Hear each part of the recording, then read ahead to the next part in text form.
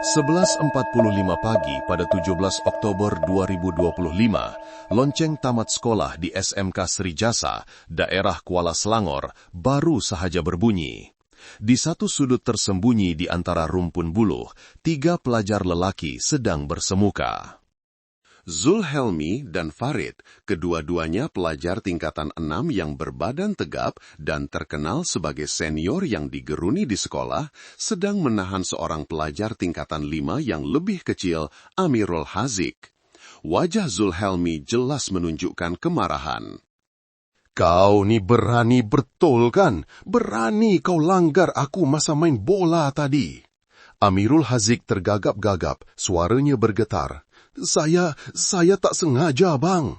Tetapi belum sempat dia menghabiskan ayatnya, Zulhelmi menengking. "Tak sengaja konon." Serta-merta Zulhelmi dan Farid menerkam. Tumbukan dan tamparan hinggap di tubuhnya tanpa belas kasihan.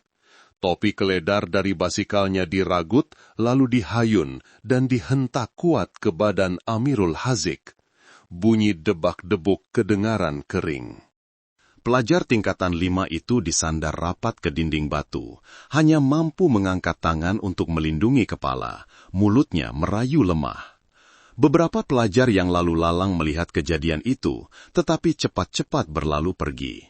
Ketakutan membuatkan semua orang memilih untuk berdiam diri. Dalam keadaan panik yang memuncak, Amirul Hazik tergesa-gesa meraba ke dalam beknya, mengeluarkan sebilah pisau lipat kecil, sesuatu yang dibawanya hanya untuk mempertahankan diri setiap kali dibuli. Tanpa berpikir, dia menghayunkan tangannya secara refleks, sesuatu yang berkilat melibas laju di udara. Satu bunyi serak yang kering kedengaran. Zulhelmi tergamam, matanya terbeliak, tangannya memegang erat lehernya.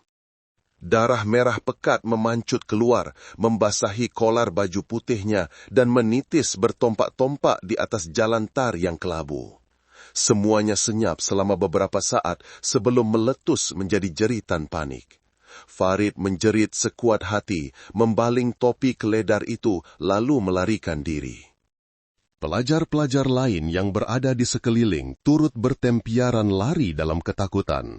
Hanya tinggal Amirul Hazik yang berdiri kaku di tengah-tengah lopak darah. Matanya terbeliak seolah-olah tidak percaya dengan apa yang baru berlaku. Pisau itu jatuh dari tangannya, mengeluarkan bunyi kelentang yang lemah, seakan-akan menamatkan bunyi loceng sekolah pada hari itu. Suatu tengah hari yang tenang tiba-tiba bertukar menjadi tragedi, satu nyawa melayang. Seorang lagi remaja, dalam sekelip mata, telah melangkah keluar dari alam persekolahan, terus ke dalam kancah sebuah kes jenayah yang menggemparkan seluruh daerah Kuala Selangor. Mengapa seorang pelajar membawa pisau ke sekolah? Apa yang menyebabkan satu perlanggaran kecil membawa kepada kematian yang begitu ngeri? Hanya beberapa menit selepas bilah pisau malang itu mengelar leher Zulhelmi, jalan kampung yang selalunya sunyi itu tiba-tiba menjadi riuh rendah. Jeritan pelajar-pelajar menyebabkan ramai penduduk berhampiran meninggalkan kerja mereka dan bergegas keluar. Seorang guru pendidikan jasmani sekolah bersama beberapa penduduk kampung segera meluru ke arah mangsa. Zulhelmi pada masa itu sudah rebah sepenuhnya ke tanah. Darah dari luka di lehernya tidak henti-henti mengalir. Orang ramai cuba menahan pendarahan dengan cebisan kain baju yang dikoyak, sementara seorang lagi memecut motosikal untuk memanggil ambulans. Tidak sampai 10 menit kemudian, sebuah motosikal membawa Zulhelmi meluncur laju, dengan seorang membonceng di belakang sambil menampung kepalanya dan terus-menerus memberikan bantuan pernafasan. Setiap saat yang berlalu adalah perlumbaan untuk menyelamatkan nyawa. Mata Zulhelmi terpejam rapat, wajahnya pucat lesi. Sepanjang jalan menuju ke lebuh raya utama, hanya kedengaran deru angin dan bunyi enjin motosikal yang dipulas laju. Semua orang berdoa agar pelajar tingkatan 6 itu dapat diselamatkan.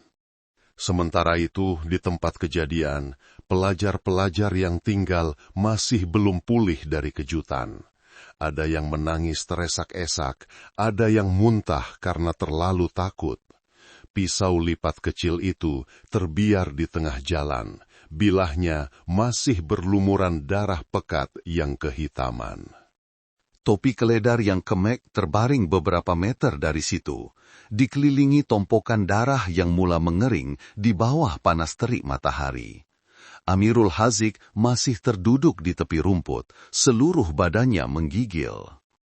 Dia tidak melarikan diri, hanya menundukkan kepala, kedua-dua tangannya menekup muka, bibirnya pucat, nafasnya tercungap-cungap. Apabila seorang guru menghampirinya dan bertanya, Amirul Haziq tidak dapat berkata apa-apa, hanya menggelengkan kepala perlahan sambil menangis. 15 menit kemudian, pasukan polis dari Ibu Pejabat Polis Daerah IPD Kuala Selangor menerima laporan dan segera tiba di lokasi. Anggota polis telah menutup kawasan itu dan meminta pelajar-pelajar untuk bersurai. Orang ramai yang ingin tahu berkumpul dari jauh, pandangan mereka penuh kebingungan bercampur ketakutan. Mereka tidak percaya bahwa hanya kerana satu perselisihan kecil antara remaja boleh membawa kepada akibat yang begitu serius. Tempat kejadian dikawal ketat. Kesan darah sepanjang hampir 2 meter terheret dari pagar ke tengah jalan. Di atas tanah, bekas sekolah Amirul Haziq masih terbuka. Di dalamnya bercampur aduk buku latihan, kotak pensel, dan beberapa keping roti yang belum dimakan. Saksi-saksi kemudiannya menceritakan bahwa suasana ketika itu sunyi mencekam. Tiada lagi tangisan, tiada lagi hiruk-pikuk. Hanya bunyi angin meniup melalui barisan pokok sena, daun-daun kering jatuh berdesir di atas kesan darah yang belum kering sepenuhnya. Di Hospital Daerah Kuala Selangor, dokter di wad kecemasan menerima pesakit dalam keadaan jantung terhenti dan kehilangan darah yang kritikal. Para dokter dan jururawat bergegas melawan massa, segera memasukkan cecair, melakukan tekanan dada dan cuba menyambung arteri. Tetapi luka di leher terlalu dalam dan telah memutuskan arteri karotid. Hampir semua darah telah hilang sebelum sempat tiba di hospital. Selepas lebih 40 menit berusaha, jam menunjukkan pukul 12.30 tengah hari. Ketua dokter yang bertugas melepaskan tangannya, menggelengkan kepala perlahan dan memaklumkan. Pesakit Zulhelmi, lelaki berumur 18 tahun, telah disahkan meninggal dunia. Suasana di dalam bilik kecemasan menjadi suram. Guru yang mengiringi Zulhelmi rebah di atas kerusi, wajahnya kosong. Di luar koridor, beberapa rakan sekelas yang mendengar berita itu mula menangis teresa-esa. Berita buruk itu cepat merebak ke seluruh SMK Seri Jasa dan kemudian ke seluruh daerah Kuala Selangor. Semua orang terkejut. Seorang pelajar tingkatan 5 menikam mati rakan tingkatan 6 hanya selepas satu perlanggaran semasa waktu pendidikan jasmani. Pada masa yang sama, di jalan kampung itu, pihak polis telah memasang penghadang dan pita kepungan. Satu pasukan forensik dikerahkan untuk memeriksa tempat kejadian. Kesan darah, jejak kaki, kedudukan pisau, semuanya diambil gambar dan direkodkan dengan teliti. Di bawah terik matahari tengah hari, bayang anggota polis beruniform hijau gelap kelihatan jelas di permukaan jalan. Setiap pergerakan dilakukan dalam keheningan mutlak. Perlombaan nyawa telah berakhir dan yang tewas adalah seorang pelajar lelaki yang belum sempat melepasi usia 8 tahun. Yang tinggal di tempat kejadian hanyalah sebilah pisau lipat kecil, sebuah topi keledar yang pecah, dan kebisuan yang tidak terkata dari seluruh warga sekolah. Satu tengah hari yang sepatutnya biasa bagi seorang pelajar, kini hanya meninggalkan kesunyian yang menghantui. Kes pelajar menikam mati rakan di hadapan pintu pagar sekolah dengan cepat menggemparkan bukan sahaja daerah Kuala Selangor, tetapi juga seluruh negeri Selangor. Maklumat tersebar dengan pantas. Satu insiden yang sangat serius melibatkan remaja di bawah umur berlaku di persekitaran sekolah, tempat yang sepatutnya paling selamat. Pada petang hari yang sama, Jabatan Siasatan Jenayah Ibu Pejabat Polis Kontingen IPK Selangor telah mengeluarkan arahan untuk menubuhkan satu pasukan tugas khas yang diketuai sendiri oleh Senior Asisten Komisioner SAC Tuan Badrul Hisham, ketua jabatan tersebut. Sak Badrul Hisham mempunyai lebih 20 tahun pengalaman dalam bidang kepolisan dan pernah mengendalikan banyak kes berprofil tinggi. Tetapi, apabila mendengar laporan awal, beliau tetap mengeluh. Satu kes antara remaja berusia 17 dan 18 tahun yang berakhir dengan kematian memerlukan siasatan rapi terhadap setiap punca, sekecil manapun. Arahan segera dikeluarkan. Pasukan siasatan dibahagikan kepada 3. Satu pasukan ke Hospital Daerah Kuala Selangor untuk mengesahkan punca kematian dan mengumpul hasil bedah siasat. Satu pasukan kekal di tempat kejadian untuk mengumpul bukti fizikal. Pasukan yang satu lagi bekerjasama dengan IPD Kuala Selangor untuk mengambil keterangan saksi dan pihak-pihak yang berkaitan. Pada malam 17 Oktober, ketika kawasan perumahan di sekitar sekolah sudah sunyi, Farid yang turut terlibat dalam serangan itu dipanggil ke balai polis.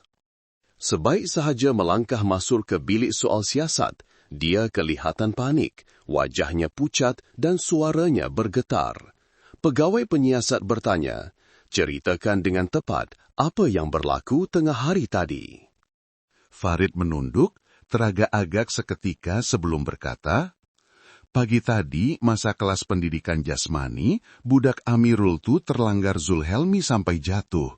Zulhelmi marah, jadi lepas sekolah dia ajak saya tahan budak tu nak ajar sikit je. Kami cuma nak pukul sikit bagi dia takut. Tak sangka pula dia keluarkan pisau dan tikam." Dia berhenti. Kedua-dua tangannya digenggam erat, peluh membasahi dahinya. Pegawai penyiasat mencatat dengan teliti dan bertanya lagi, "Sebelum ni, ada apa-apa masalah lain antara Zulhelmi dan Amirul Haziq?" Saya tak pasti, tapi kebelakangan ni, Zulhelmi selalu cakap Amirul Haziq pandang dia macam tak hormat. Pernah juga dia suruh budak tu belikan air. Amirul Haziq ni pendiam, tak melawan, jadi Zulhelmi lagi benci. Keterangan Farid sebahagiannya sepadan dengan apa yang berlaku. Namun, pegawai penyiasat merasakan butiran cuma nak pukul sikit bagi dia takut tidak begitu selari dengan hasil pemeriksaan awal. Pada tubuh Amirul Haziq, doktor forensik mencatatkan banyak kesan lebam yang baru dan juga yang lama, membuktikan bahawa dia telah dipukul bukan hanya sekali. Pada masa yang sama, satu lagi pasukan dihantar ke rumah Amirul Haziq di kampung bersebelahan. Rumah kecil itu berdindingkan papan yang catnya sudah pudar, pintunya tertutup rapat. Apabila pihak berkuasa mengetuk pintu, tiada sebarang bunyi dari dalam. Selepas beberapa minit memanggil, pintu terbuka sedikit dan Amirul Haziq muncul. Dia masih memakai uniform sekolah yang sama, dengan kesan darah kering di bajunya, matanya bengkak kerana menangis. Apabila melihat polis, Amirul Haziq hanya diam sebelum berkata perlahan, "Saya tahu Pak Cik, semua akan datang. Saya tak lari." Tanpa sebarang penentangan, Amirul Haziq dibawa ke balai polis dalam keadaan senyap. Dia tidak bertanya apa-apa, tidak berkata apa-apa lagi. Sepanjang perjalanan lebih 5 kilometer itu, Amirul Haziq hanya duduk menunduk, kedua-dua tangannya digenggam erat. Di pejabat polis, apabila ditawarkan air, Amirul Haziq hanya mengangguk perlahan dan berkata, "Saya tak sengaja, saya terlalu takut, sebab itu saya hayun pisau." Keterangan awalnya sepadan dengan cerita saksi di sekeliling. Dia mengaku dialah yang memegang pisau, tetapi menegaskan bahwa tindakannya itu hanya untuk mempertahankan diri semasa dipukul. Selepas selesai menandatangani kenyataan, Amirul Haziq dipindahkan ke lokap sementara untuk siasatan lanjut. Di luar koridor, SEC Badrul Hisham berdiri termenung memandang ke halaman balai yang sunyi diterangi lampu kuning. Kes itu nampaknya sudah jelas. Seorang pelajar tingkatan 5 kerana ketakutan dan terdesak telah secara tidak sengaja menyebabkan kematian rakan sekolahnya dari tingkatan 6. Tetapi, di dalam hati pegawai kalan yang berpengalaman itu, ada sesuatu yang masih tidak kena. Beliau berkata perlahan kepada pegawai penyiasat yang bertugas, "Tolong catat. Esok pagi, saya nak lihat semula semua fail ketiga-tiga pelajar ini, mangsa dan juga suspek. Saya perlu tahu lebih lanjut tentang hubungan mereka. Saya tak percaya ceritanya semudah itu." Malam itu, laporan awal kas tersebut disiapkan. Di luar, hujan renyai-renyai mula turun. Di dalam bilik kecil itu, laporan diakhiri dengan baris ayat yang ringkas. Suspek Amirul Haziq lahir pada tahun 2009, pelajar tingkatan 5, telah mengaku perbuatannya menggunakan pisau untuk menikam Zulhelmi, pelajar tingkatan 6, dalam keadaan mempertahankan diri. Tetapi itu hanyalah permulaan. Perkara-perkara yang belum terungkap mengenai masa lalu, mengenai hubungan antara remaja-remaja ini, masih menanti di belakang, yang kemudiannya akan membawa kes itu ke arah yang sama sekali berbeza. Pagi 18 Oktober 2025, di bilik soal siasat nombor 2, Ibu Pejabat Polis Kontingen Selangor, Amirul Haziq duduk diam. Kedua-dua tangannya digenggam, matanya merah bengkak. Remaja berusia 16 tahun ini selepas semalaman tidak tidur, seolah-olah telah menerima hakikat pahit yang harus dihadapinya. Pegawai penyiasat memulakan sesi dengan suara yang lembut. "Kamu bertenang, ceritakan semua yang berlaku dari waktu tamat sekolah sehinggalah pisau itu jatuh dari tangan kamu." Amirul Haziq menundukkan muka, suaranya tersekat-sekat. "Lepas sekolah, saya baru keluar dari pagar sekolah, terus jumpa Abang Zulhelmi dengan Abang Farid. Mereka suruh saya berhenti. Lepas tu, Abang Zulhelmi tanya, 'Kau ingat lagi tak pasal pagi tadi?' Saya cakap saya minta maaf dah, tapi dia tak dengar. Dia kata saya pura-pura baik. Lepas tu, mereka pukul saya. Saya ditolak sampai jatuh, kena tendang ke perut. Lepas tu, ada topi keledar hentak bahu saya. Saya panik sangat, takut kena pukul lagi. Jadi, saya keluarkan pisau dari beg dan hayun entah kemana. Saya tak nampak apa-apa dah. Bila nampak darah mengalir, saya jadi terlalu takut, terus lepaskan pisau tu." Pegawai penyiasat bertanya lagi, "Pisau tu kamu bawa untuk apa?" "Pisau tu saya selalu guna untuk potong buah yang saya bawa untuk makan tengah hari, bukan untuk pukul sesiapa." Setiap perkataan Amirul Haziq direkodkan dengan teliti. Suaranya bergetar tetapi jelas. Dia tidak berdolak-dalik, tidak menafikan, hanya mengulang-ulang bahawa dia tidak berniat membunuh, bahawa apabila dipukul, dia hanya mahu mempertahankan diri. Apabila rakaman percakapan selesai, Amirul Haziq diam, matanya terpaku pada permukaan meja. Dia berkata perlahan, seolah-olah bercakap dengan dirinya sendiri.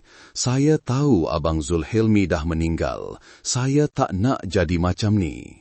Pada masa yang sama, keterangan daripada Farid juga diselesaikan. Farid mengesahkan keseluruhan kejadian berlaku seperti yang diceritakan oleh Amirul Haziq, hanya menegaskan bahawa mereka berdua sekadar memukul beberapa kali untuk mengajar, tidak menyangka Amirul Haziq mempunyai pisau di dalam bagnya. Dia kelihatan ketakutan, berulang kali berkata, "Saya tak sangka dia berani tikam betul-betul." Apabila keterangan semua pihak, barang bukti, dan hasil forensik disemak silang, semuanya kelihatan sepadan sepenuhnya. Kas itu nampaknya sudah selesai. Mangsa yang maut ialah Zulhelmi, pelajar tingkatan 6. Puncak kematian adalah luka yang memutuskan arteri karotid. Senjata pembunuhan, sebilah pisau lipat kecil yang ditemui di tempat kejadian, mempunyai kesan darah yang sepadan dengan sampel DNA mangsa. Pelakunya, Amirul Hazik, pelajar tingkatan 5, telah mengaku perbuatannya. Motifnya adalah karena dipukul, ketakutan, dan bertindak dalam keadaan panik. Pada petang hari yang sama, dalam laporan awal yang dihantar kepada pasukan petugas khas, pegawai penyiasat membuat kesimpulan bahwa kes itu mempunyai unsur-unsur jenayah menyebabkan kematian karena melampaui batas pembelaan diri yang wajar. Dan mencadangkan agar file disiapkan sementara menunggu laporan siasatan dan forensik rasmi. Di dalam bilik musyawarat, ahli-ahli pasukan petugas khas rata-rata berpendapat bahwa kes itu boleh ditutup. Seorang pegawai penyiasat muda berkata perlahan, "Semuanya dah jelas macam ni, tinggal tunggu kelulusan pihak pendakwa raya saja. Budak tu pun mesti menyesal sangat, tapi undang-undang tetap undang-undang." Bilik itu senyap, hanya kedengaran bunyi pen dan kipas yang berputar. Tiada siapa menyangka bahawa di sebalik kes yang kelihatan jelas itu sebenarnya hanyalah puncak sebuah gunung ais. Tetapi pada masa itu, semua orang percaya bahawa kes itu telah sampai ke penghujungnya. Seorang pelajar tingkatan 5 dalam keadaan ketakutan telah menyebabkan kematian rakan sekolahnya. Saksi ada, senjata ada, pengakuan ada, semuanya logik dan munasabah. IPD Kuala Selangor melengkapkan kertas siasatan untuk tahanan reman terhadap Amirul Hazik. Dia dibawa ke lokap khas untuk pesalah di bawah umur. Malam itu, Amirul Hazik makan sangat sedikit. Dia duduk memeluk lutut di sudut bilik, matanya merenung kosong. Di luar, hujan turun renyai-renyai, bunyi titisan air di atas bumbung zinc bercampur dengan kegelapan yang pekat. Di pihak lain, keluarga mangsa sedang membuat persiapan untuk pengebumian. Keranda dibawa pulang diiringi tangisan pilu ibu bapa Zulhelmi. Penduduk setempat memenuhi lorong kecil itu. Semua orang bersimpati dengan nasib pemuda yang baru sahaja melepasi usia 18 tahun dan belum sempat menerima sijil tamat persekolahan. Kes itu seolah-olah sudah begitu jelas sehingga tiada apa lagi yang perlu disiasat. Satu konflik spontan, satu tindakan mempertahankan diri yang melampaui batas, dan akibatnya adalah satu kematian yang menyayat hati. File case hampir sedia untuk diserahkan ke peringkat pendakwaan. Tiada siapa pada masa itu menyangka bahawa di sebalik kejelasan itu wujud satu kebenaran lain yang terpendam, lebih dalam dan lebih menakutkan. Tetapi itu adalah cerita untuk hari-hari yang mendatang. Pagi 19 Oktober 2025, di bilik mesyuarat kecil, Ibu Pejabat Polis Kontingen Selangor, pasukan petugas khas bermesyuarat untuk menyemak kemajuan kes pelajar menikam mati rakan di hadapan pintu pagar SMK Seri Jasa. Di atas meja, terdapat timbunan fail yang tebal, laporan keterangan, gambar tempat kejadian, hasil forensik, lakaran luka, dan keterangan saksi. Semuanya menuju kepada kesimpulan yang sama, satu kes yang jelas dan boleh ditutup dengan cepat.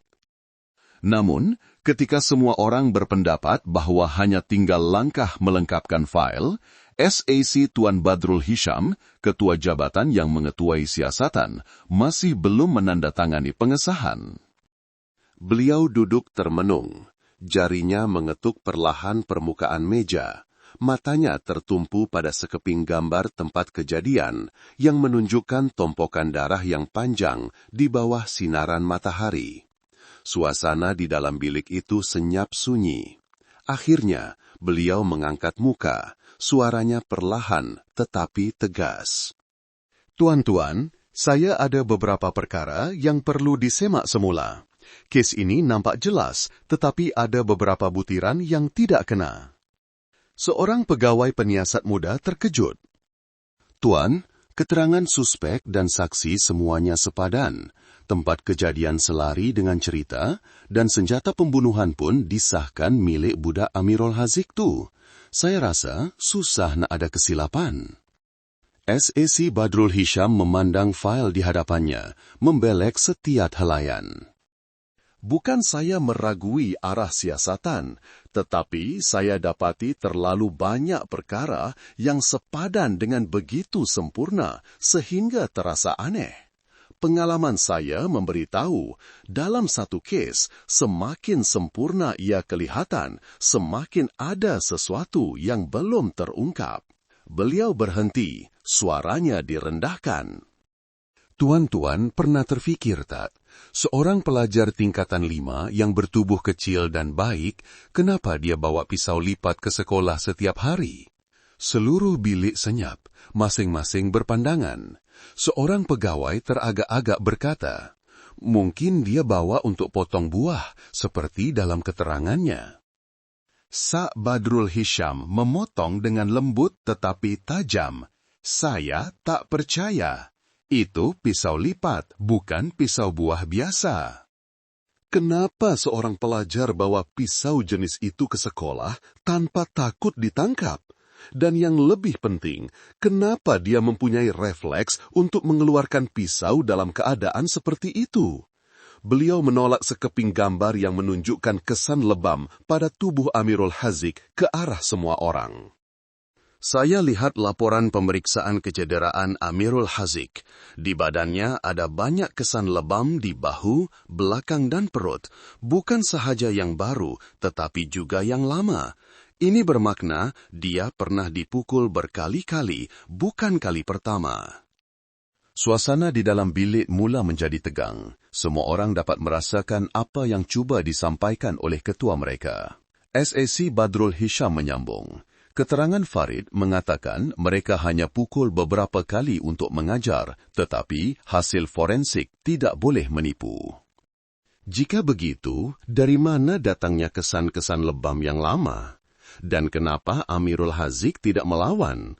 Seseorang yang normal jika dipukul sampai begitu, pasti sudah mempunyai ketakutan sejak dari dulu lagi. Beliau berdiri, berjalan perlahan ke papan lakaran di dinding yang memaparkan semua pihak dan arah pergerakan di tempat kejadian. Jarinya menunjuk pada anak panah yang menandakan kedudukan Amirul Haziq semasa kejadian. Tuan-tuan perasan tak? Budak ini disandar ke dinding, langsung tiada jalan keluar. Kita simpulkan dia menikam dalam keadaan panik. Saya setuju.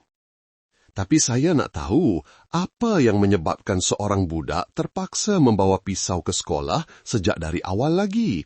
Adakah untuk mempertahankan diri seperti katanya? Kalau begitu, siapa yang dia takuti? Soalan itu membuatkan semua orang berpandangan, keheningan berpanjangan. Sa' Badrul Hisham kembali ke meja, suaranya perlahan dan mendalam. Saya ada firasat, ini bukan sekadar pergaduhan biasa. Di sebaliknya, ada sesuatu yang lain, mungkin satu siri konflik yang berpanjangan, atau bahkan perbuatan buli di sekolah yang tidak diketahui oleh pihak sekolah, rakan-rakan, dan keluarga. Kita tidak boleh menutup fail ini selagi belum jelas. Seorang pegawai penyiasat yang lebih senior mengangguk perlahan. Tuan betul. Dalam fail pribadi Amirul Haziq, saya dapati dia dicatatkan sebagai pelajar yang baik, tidak pernah melanggar peraturan. Tetapi beberapa bulan kebelakangan ini, prestasi akademiknya merosot, sering ponteng sekolah secara tiba-tiba. Mungkin itu tanda-tanda dia di bawah tekanan, tetapi tiada siapa yang perasan. SAC Badrul Hisham termenung, tangannya diletakkan di atas fail pelajar. Tekanan atau ketakutan. Jika benar ada kes buli, perbuatan membawa pisau bukan lagi tindakan spontan, tetapi hasil daripada ketakutan yang berpanjangan. Dan jika begitu, kes ini bukan lagi sekadar melampaui batas pembelaan diri. Ia adalah akibat daripada satu rantaian perbuatan yang menyakitkan. Beliau berhenti, pandangannya tajam, seolah-olah menembusi setiap baris ayat dalam laporan. Saya arahkan satu pasukan kembali ke SMK Serijasa. Berjumpa semula dengan pihak pentadbiran, guru kelas dan pelajar-pelajar sekelas dengan Amirul Haziq. Tapi kali ini, jangan bertanya secara formal. Kuba dengar apa yang budak-budak tu nak cakap. Kalau ada apa-apa yang tak kena, kita akan tahu. Kata-kata itu menamatkan musyawarat. Di dalam bilik, semua orang diam, hanya kedengaran bunyi jam dan helaian fail yang diselak perlahan. Satu kes yang disangka sudah jelas, kini mula beralih ke arah yang berbeza. Satu arah yang tidak dijangka, tetapi penuh dengan kemanusiaan dan kebenaran. Soalan-soalan daripada ketua mereka bukan sekadar keraguan profesional. Ia adalah gerak hati seseorang yang telah menyaksikan terlalu banyak tragedi. Kerana beliau faham, di sebalik sebilah pisau ada sebuah cerita panjang tentang ketakutan, penderitaan dan kebisuan. Pagi 20 Oktober 2025, mengikut arahan SHE Tuan Badrul Hisham, satu pasukan khas yang terdiri daripada 3 pegawai penyiasat dihantar semula ke SMK Serijasa.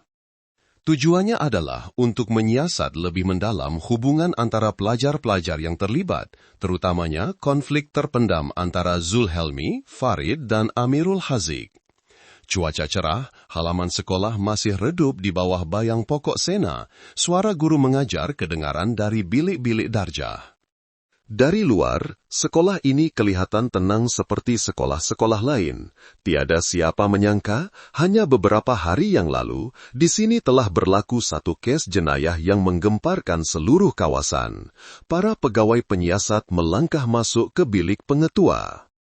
Tuan Pengetua Kamal Arifin menyambut mereka dengan wajah letih, matanya kelihakan lesu.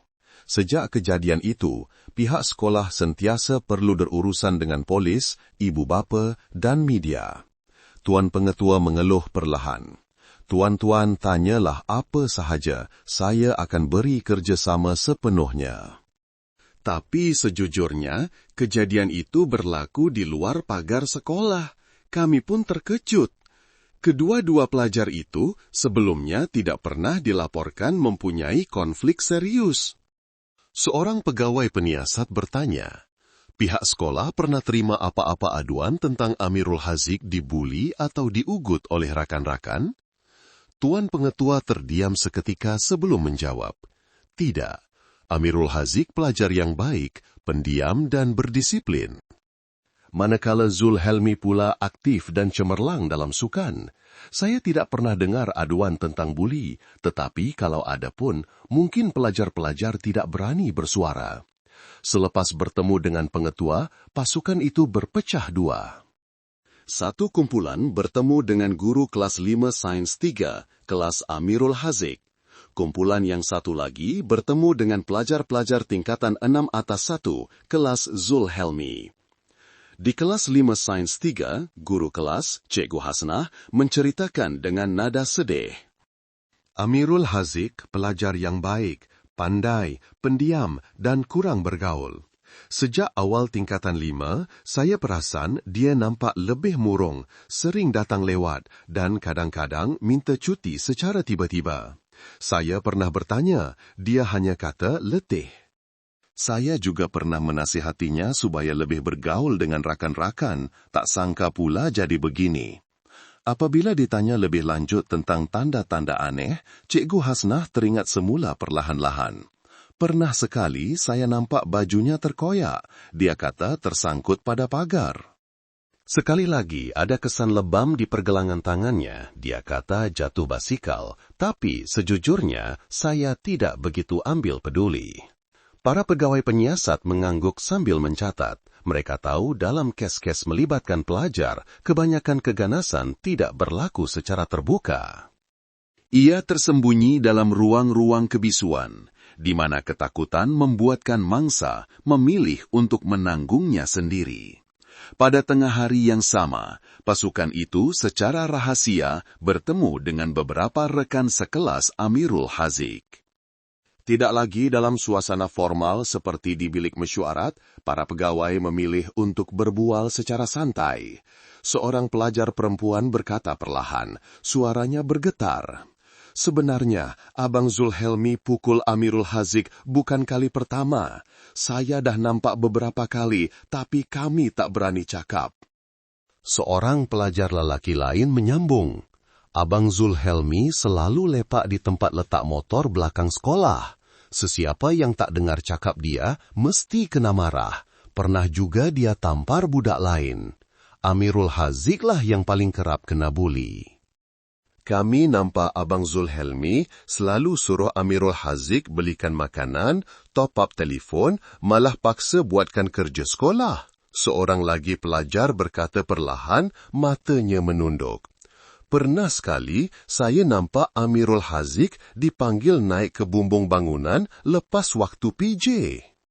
Masa dia turun, mukanya bengkak, baju penuh dengan tanah. Saya tanya, dia cuma senyum, kata tak ada apa-apa. Tapi kami tahu, Abang Zulhelmi dengan Abang Farid yang pukul dia. Keterangan yang bertalu-talu itu membuatkan suasana di dalam bilik menjadi suram. Satu persatu kepingan teka-teki mula bercantum, mendedahkan satu kebenaran gelap yang telah wujud selama lebih setahun. Amirul Hazik adalah mangsa buli yang berpanjangan. Menurut rakan-rakannya, sejak tingkatan 4 lagi, Amirul Hazik sudah menjadi perhatian kumpulan Zulhelmi. Kerana sifatnya yang pendiam, baik dan pandai, dia menjadi sasaran usikan. Pada mulanya, hanya ejekan, kemudian bertukar menjadi perbuatan buli yang sistematik. Duit belanja dirampas, dipaksa melakukan kerja-kerja remeh, dan malah dipukul jika tidak menurut perintah. Seorang pelajar yang pernah menyaksikan kejadian menceritakan, Abang Zulhelmi ambil telefon Amirul Hazik, kata nak pinjam sekejap, lepas tu simpan terus. Bila Amirul Hazik minta balik, dia kena tumbuk kat perut. Kami semua takut, tak ada siapa berani masuk campur. Siapa yang bersuara, esoknya mesti kena panggil naik atas bumbung. Bukan sahaja pelajar, seorang pengawal keselamatan sekolah juga teringat satu butiran penting.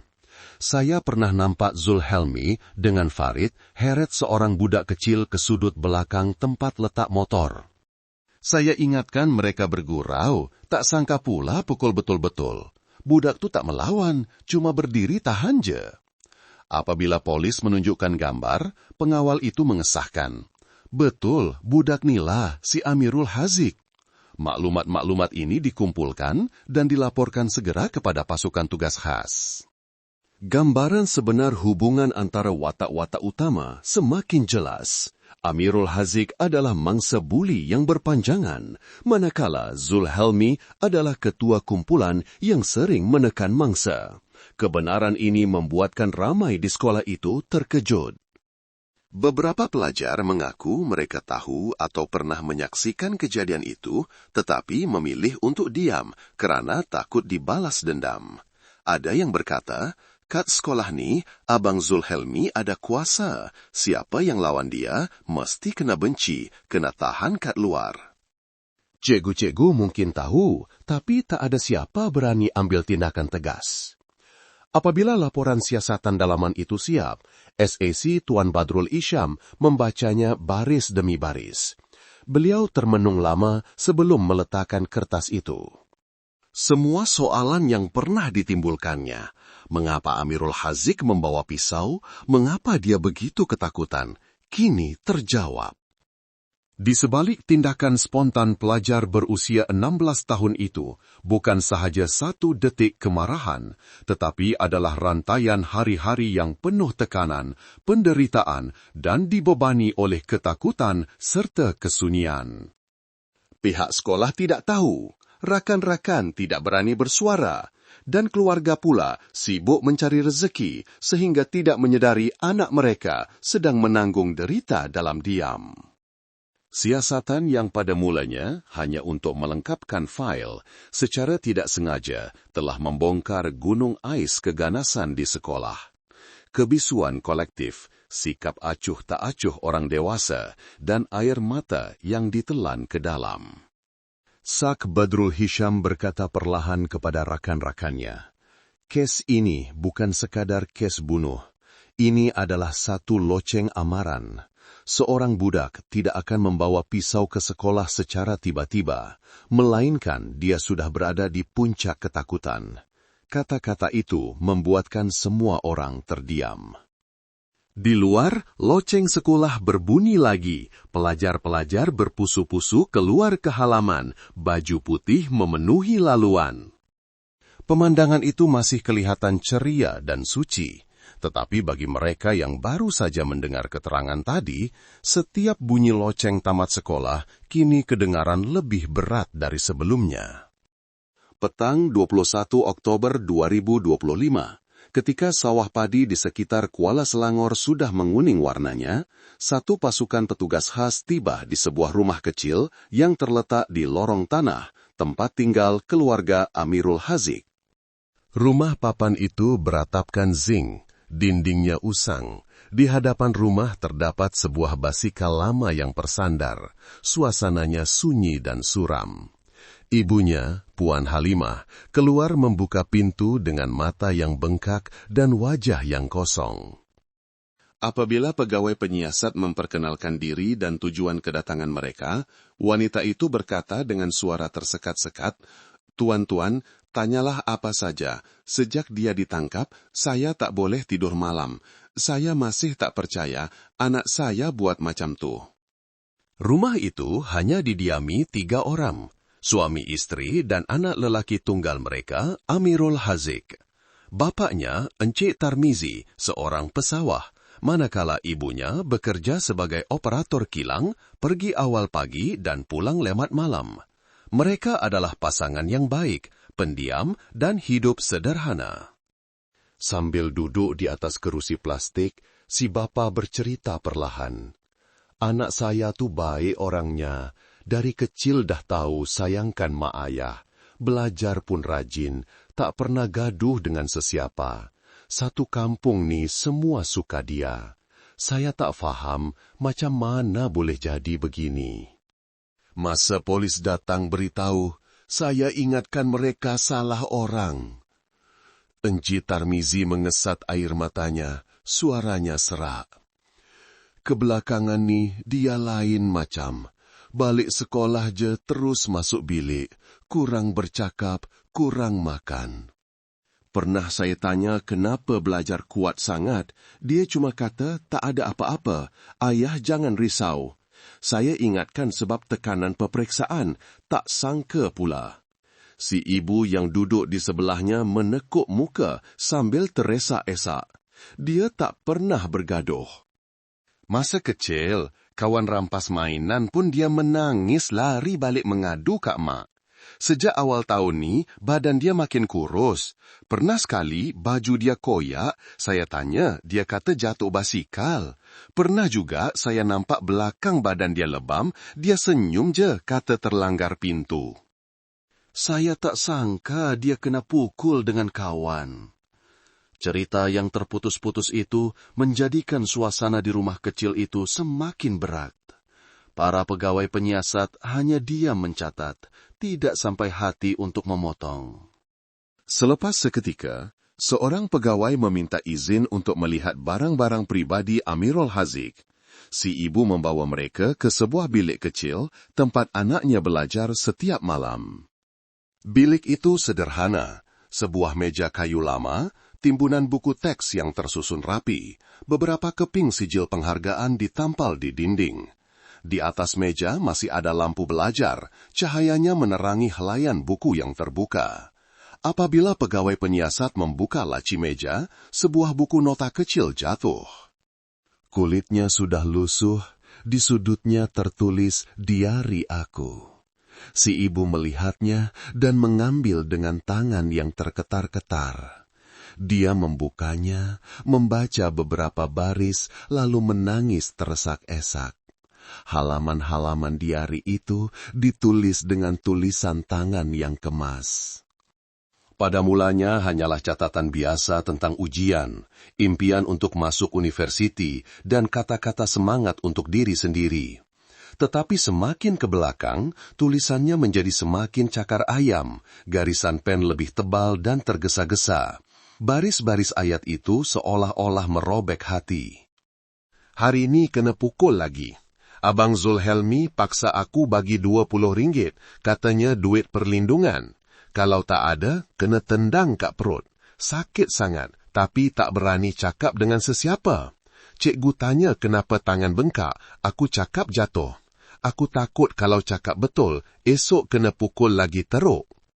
Aku harap dapat cuti sekolah beberapa hari, nak duduk rumah je. Tapi mak ayah kerja susah, tak boleh buat mereka kecewa. Kenapa semua orang diam je? Aku ada buat salah ke? Dan di halaman terakhir, yang ditulis 3 hari sebelum kejadian, terdapat satu baris ayat yang comot dan kabur kerana titisan air mata. Dah tak tahan lagi. Aku cuma nak tenang, cuma nak tak ada siapa pukul aku lagi. Si ibu memeluk diari itu ke dadanya, menangis tersedu-sedu. Kalau saya tahu lebih awal, kalau saya perasan sikit, mungkin anak saya tak jadi macam ni. Seluruh bilik itu hanya dipenuhi tangisan si ibu dan bunyi pen yang mencatat perlahan. Seorang pegawai penyiasat muda berpaling, matanya merah. Catatan diari itu bukan sahaja luahan seorang remaja yang tertekan ke tahap maksimum, tetapi juga bukti kesunyian seorang anak di tengah-tengah dunia orang dewasa yang sibuk dan masyarakat yang tidak peduli. Remaja itu tidak menemui tempat bergantung. Tiada siapa yang bertanya cukup lama untuk memahami bahawa di sebalik jawapan "saya okey" tersembunyi sebuah langit yang penuh keputusasaan. Ketika meninggalkan rumah itu, SAC Tuan Badrul Hisham berdiri terdiam seketika di anjung. Di dinding, sijil penghargaan pelajar cemerlang sesi 2024-2025 masih tertampal kemas, bucunya sedikit melengkung ditiup angin. Beliau berkata perlahan kepada rakan sekerjanya, "Kadang-kadang, satu kes jenayah tidak bermula dari perbuatan itu sendiri, tetapi dari penderitaan yang tidak dilihat oleh siapa-siapa. Dan yang paling menakutkan adalah kebisuan." Dalam perjalanan pulang, kenderaan polis melintasi sawah padi di waktu senja. Cahaya matahari yang pudar menyinari titisan air mata yang belum kering. Seorang anak yang menanggung derita dalam diam selama berbulan-bulan. Sebuah keluarga yang baik terheret ke dalam tragedi. Baris-baris ayat di dalam diari kecil itu kini telah menceritakan segalanya. Mengapa Amirul Haziq terpaksa menghunus pisau dalam detik panik yang menentukan itu? Pagi 22 Oktober 2025, di sebuah bilik soal siasat kecil, suasana senyap sunyi. Cahaya kekuningan dari tingkap menerangi meja kayu di tengah bilik. Di situ, Amirul Haziq duduk memeluk tubuh. Tangannya digenggam, matanya cengkung kerana tidak tidur beberapa malam. Dia tidak lagi kelihatan panik seperti hari-hari pertama, tetapi wajahnya masih menunjukkan keletihan dan kepasrahan seorang anak yang baru melalui penderitaan yang melampaui batas. Di hadapannya adalah SAC Tuan Badrul Hisham, pegawai kanan yang mengikuti kasus itu sejak awal. Hari ini, beliau tidak membawa fail yang tebal, juga tidak ditemani pegawai lain. Ia hanyalah satu pertemuan pribadi antara seorang dewasa dan seorang anak untuk mencari kebenaran terakhir. Beliau meletakkan buku nota lama itu perlahan-lahan di atas meja, diari yang ditemui di bilik Amirul Haziq. Suaranya tenang tetapi tegas. "Amirul, ini tulisan kamu kan?" Amirul Hazik memandang diari itu, matanya terbeliak sebelum menunduk, air matanya tumpah tidak tertahan. Dia mengangguk, suaranya hilang. Ya, saya punya. Pakcik semua dah baca ke? SAC Badrul Hisham mengangguk perlahan. Kami dah baca. Setiap baris ayat adalah rintihan kamu. Kamu tulis berkali-kali. Kamu dah tak tahan. Kenapa tak beritahu ibu bapa, guru atau sesiapa? Kenapa pilih untuk diam?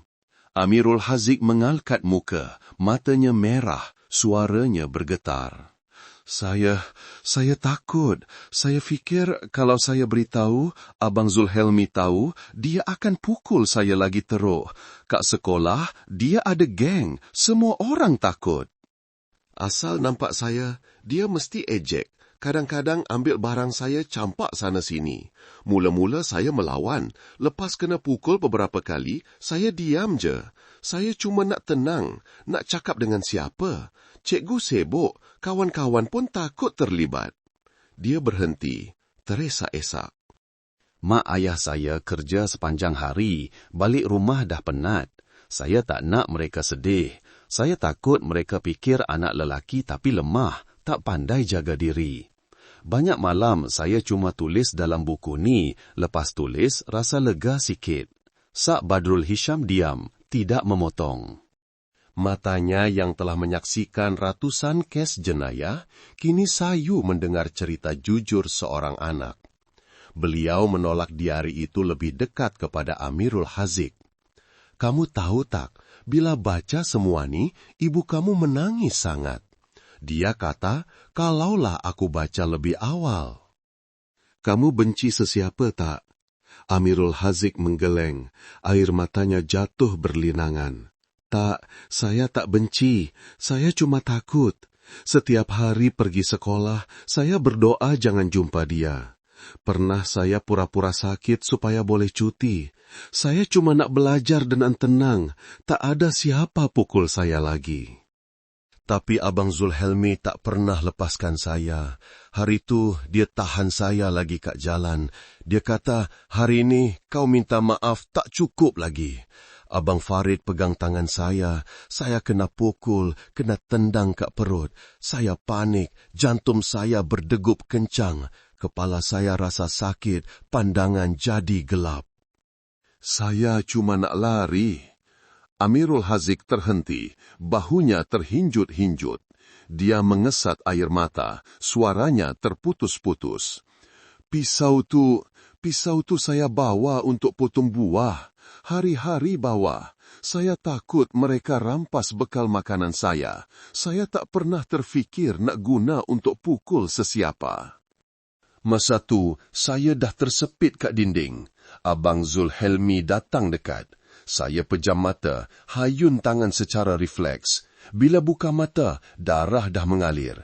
Saya takut sangat, takut sampai tak boleh bernafas. Saya campak pisau, nak lari, tapi kaki tak boleh gerak.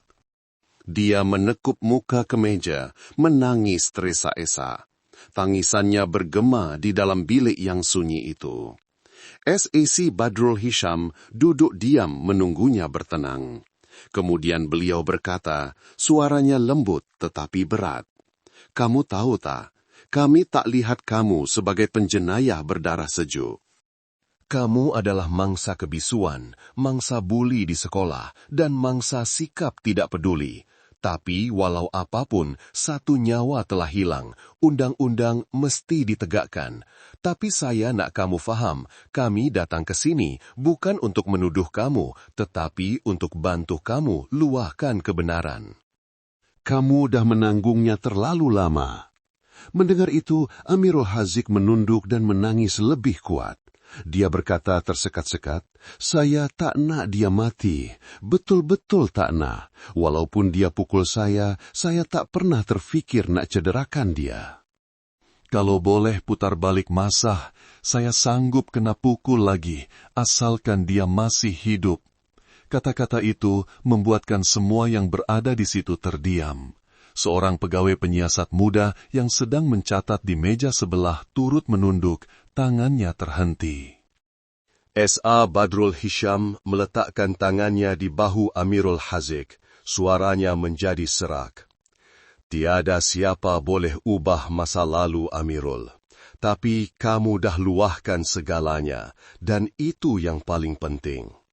Kadang-kadang bercakap benar bukan untuk membela diri, tetapi untuk membebaskan diri sendiri. Selepas sesi itu, rakaman percakapan terakhir disiapkan. Di dalamnya, Amirul Haziq menceritakan dengan jelas keseluruhan proses dia dibuli, dipukul, dan tindakan menikam itu berlaku dalam keadaan panik yang melampau. Apabila diminta menandatangani kenyataan itu, dia mengangkat muka dan bertanya perlahan, "Pak C, nanti kalau ada orang lain kena pukul macam saya, ada tak sesiapa yang akan tolong mereka?" S.A.C. Badrul Hisham memandang tepat ke mata Amirul Haziq yang bergenang air mata dan menjawab perlahan, "Kami akan cuba supaya tiada lagi orang yang terpaksa melalui nasib seperti kamu." Beliau mengambil diari itu dan menutupnya dengan lembut, seolah-olah menutup bahagian paling tragis dalam cerita itu. Tetapi di dalam hatinya, beliau tahu kes ini bukan sahaja satu perbuatan jenayah, tetapi satu amaran kepada seluruh masyarakat tentang sikap tidak peduli yang sedang membunuh anak-anak yang lemah. Petang itu, ketika Amirul Haziq dibawa kembali ke sel, dia menoleh melalui tingkap besi, melihat langit biru yang samar di kejauhan. Dia berkata perlahan, suaranya seperti bisikan, "Saya minta maaf, Abang Zulhelmi."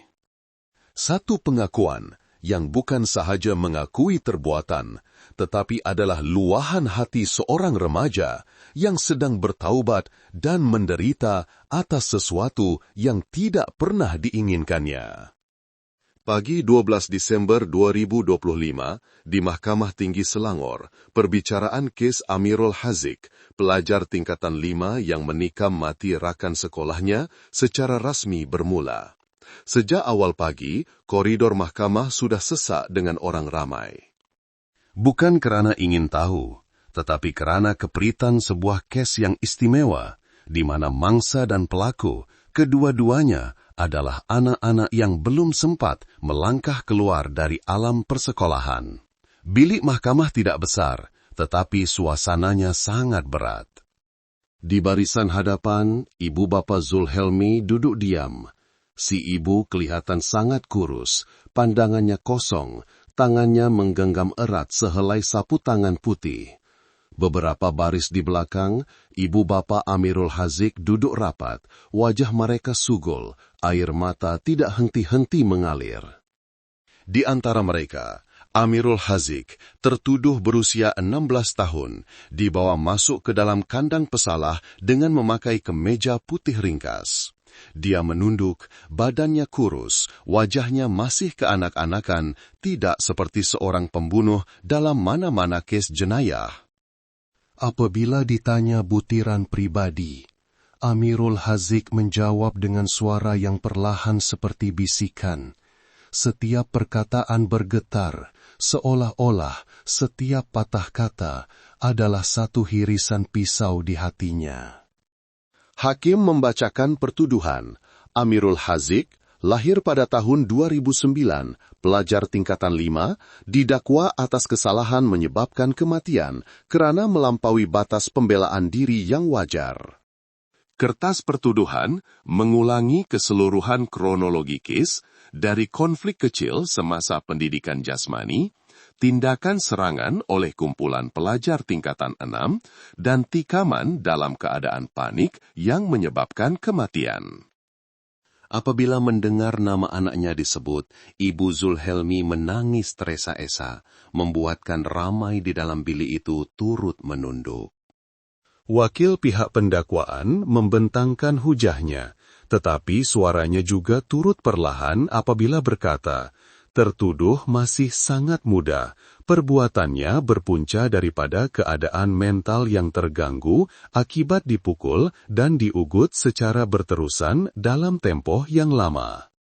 Walaupun akibatnya serius, dari segi dasarnya, kes ini berpunca daripada masalah buli di sekolah, serta kurangnya perhatian daripada keluarga dan pihak sekolah. Apabila tiba giliran peguam bela, beliau berdiri, suaranya tenang dan penuh emosi. Yang Arif, Amirul Haziq bukanlah seorang pembunuh. Dia adalah mangsa ketakutan, penderitaan, dan kebisuan yang berpanjangan. Jika ada kesalahan, ia adalah kesalahan sikap, tidak peduli apabila orang dewasa gagal mendengar rintihan seorang anak. Seluruh bilik senyap, tiada siapa bersuara, hanya kedengaran keluhan dan sedu-sedan hadirin. Apabila diberi peluang untuk membuat rayuan terakhir, Amirul Haziq berdiri, suaranya bergetar, air mata membasahi pipinya. Saya minta maaf kepada makcik dan pakcik. Saya tak sengaja. Saya tahu apapun yang saya cakap takkan dapat hidupkan Abang Zulhelmi kembali. Saya harap hari itu saya lari. Saya harap saya cukup berani untuk beritahu semua orang lebih awal. Saya rela terima apa saja hukuman. Ibu Zulhelmi rebah di bahu suaminya, menangis tanpa suara. Bapaknya, dengan wajah yang cengkung, perlahan-lahan menoleh ke arah Amirul Haziq dan berkata perlahan, cukup untuk didengari semua, budak ni, dia pun mangsa juga. Detik itu membuatkan seluruh bilik mahkamah terdiam. Ada yang mengesat air mata, ada yang menunduk tidak berani memandang. Selepas lebih sejam menangguhkan prosiding, panel hakim kembali. Setelah meneliti, mahkamah mendapati perbuatan tertuduh Amirul Haziq adalah serius dan menyebabkan kematian. Namun, ia berlaku dalam keadaan diserang dan terprovokasi, di samping tertuduh memberi kerjasama penuh, menunjukkan penyesalan, mempunyai rekod pribadi yang baik dan berada dalam keadaan yang istimewa. Mahkamah dengan ini menjatuhkan hukuman penjara selama 10 tahun ke atas tertuduh Amirul Haziq. Hukuman itu tidak terlalu berat, tetapi tidak juga boleh dianggap ringan. Ia adalah keseimbangan antara keadilan dan belas kasihan. Di bawah, Ibu Amirul Haziq menangis teresak-esak, manakala Amirul Haziq sendiri, setelah mendengar hukuman, hanya menunduk dan berkata perlahan, "Saya minta maaf." Bagi Farid, yang turut serta memukul Amirul Haziq, mahkamah menjatuhkan hukuman penjara 2 tahun yang ditangguhkan atas kesalahan sengaja mendatangkan kecederaan dan mengganggu ketentraman awam. Pihak sekolah pula diarahkan untuk menjalankan siasatan dalaman dan memperkemas tanggungjawab pengurusan pelajar. Apabila perbicaraan tamat, tiada siapa yang terus beredar. Semua orang duduk diam, seolah-olah ingin memahami sepenuhnya makna di sebaling hukuman itu. Saat Tuan Badrul Hisham, yang mengikuti kes itu dari awal, berdiri di koridor, pandangannya jauh. Beliau berkata perlahan kepada rakan sekerjanya, keadilan telah ditegakkan, tetapi yang lebih penting adalah belas kasihan. Kerana di sini tiada penjahat yang sebenar, hanya insan-insan yang ditolak kehat mereka. Di luar, langit Selangor di penghujung tahun kelihatan tenang. Sinaran matahari yang lemah menembusi awan, menyinari halaman mahkamah. Satu kes telah ditutup, tetapi gema tentang belas kasihan, sikap tidak peduli dan nilai persefahaman akan terus bergema selamanya. Kes pisau selepas loceng sekolah telah berakhir, tetapi kesannya terus menghantui. 2 keluarga, 2 nasib, 1 kehilangan anak, 1 lagi kehilangan masa depan. Semuanya bermula dari tindakan yang dianggap remeh di halaman sekolah. Zulhelmi, seorang pemuda berusia 18 tahun, penuh tenaga, tetapi memilih untuk menunjukkan kekuasaannya melalui tumbukan. Manakala Amirul Haziq, seorang pelajar yang baik, menanggung derita dalam diam untuk tempoh yang lama, akhirnya terpaksa menggunakan pisau untuk melindungi dirinya. Seorang terbaring kaku, seorang lagi meringkuk di dalam penjara. Di belakang mereka adalah ibu bapa yang hancur, titisan air mata, dan penyesalan yang tidak akan pernah terpadam. Tetapi, lebih mendalam, ini bukan hanya cerita tentang dua orang remaja. Ia adalah lonceng amaran kepada seluruh masyarakat tentang wabah buli di sekolah. Kegelapan yang masih menyelinap di banyak sekolah, tidak kira di bandar atau di luar bandar. Buli di sekolah bukan hanya tentang tumbukan, tendangan, atau luka yang boleh dilihat. Ia juga tentang penghinaan, ejekan, dan ketakutan yang secara senyap menghakis jiwa seorang anak. Ramai pelajar seperti Amirul Hazik, yang baik, pendiam, dan sentiasa cuba bertahan, adalah golongan yang paling mudah menjadi mangsa. Mereka diam kerana takut dibalas dendam, kerana berfikir tiada siapa akan percaya jika mereka bersuara. Dan kebisuan itu, jika berpanjangan, akan terkumpul menjadi keputusasaan. Apa yang menyedihkan, seringkali orang dewasa yang sepatutnya mendengar dan melindungi secara tidak sengaja menjadi penonton. Pihak sekolah menganggapnya hanya perselisihan biasa di kalangan remaja. Keluarga pula berfikir anak mereka hanya murung kerana masalah pelajaran. Sikap acuh tak acuh dan memandang ringan inilah yang memberi ruang kepada keganasan untuk wujud, membesar, dan akhirnya meletus menjadi tragedi. Kes ini membuatkan setiap orang perlu merenung kembali. Sudah berapa lama kita tidak bertanya kepada anak kita, hari ini seronok tak kat sekolah? Sudah berapa lama guru-guru tidak perasan pandangan sayu seorang pelajar yang selalu menunduk di sudut kelas? Dan sudah berapa kali kita semua diam apabila melihat seorang rakan dibuli? Hanya kerana takutkan masalah atau tidak mahu terlibat. Buli di sekolah bukan sahaja membunuh satu nyawa, tetapi ia juga secara perlahan-lahan membunuh kepercayaan, belas kasihan, dan zaman kanak-kanak ramai lagi yang lain. Jika tiada tindakan awal diambil, akan ada lebih ramai Amirul Hazik yang terpaksa membawa pisau ke sekolah, bukan untuk mencederakan, tetapi hanya untuk mempertahankan diri dalam ketakutan yang memuncak. Lonceng amaran ini bukan sahaja untuk pelajar, tetapi untuk ibu bapa, guru, dan seluruh komuniti. Setiap pertanyaan, setiap tindakan prihatin, setiap campur tangan yang tepat pada masanya boleh menyelamatkan satu kehidupan. Kerana kadang-kadang, hanya dengan seorang yang sudi mendengar, seorang yang berani bersuara, tragedi mungkin tidak akan berlaku. Dan bunyi loceng sekolah yang sepatutnya hanya menandakan waktu belajar dan waktu pulang tidak akan lagi menjadi bunyi yang mengingatkan kepada darah dan air mata. Ia akan kembali kepada makna asalnya, panggilan zaman remaja, kedamaian, dan hari-hari yang riang tanpa dibayangi ketakutan yang bernama buli. Hai semua, boleh kongsikan sedikit Anda semua sedang menonton dari mana? Saya seronok nak tahu. Apa pendapat Anda tentang cerita yang saya kongsikan tadi? Saya harap ia sedikit sebanyak menyentuh hati Anda. Saya doakan agar Anda semua yang sedang membaca ini sentiasa berada dalam keadaan sehat, selamat, dan dilimpahi ketenangan. Jaga diri baik-baik ya, dimanapun Anda berada. Dan kalau Anda sendiri ada kisah atau pengalaman menarik yang ingin dikongsikan bersama, jangan segan silu untuk tinggalkan di ruangan komen di bawah. Saya dan rakan-rakan lain pasti suka untuk membacanya.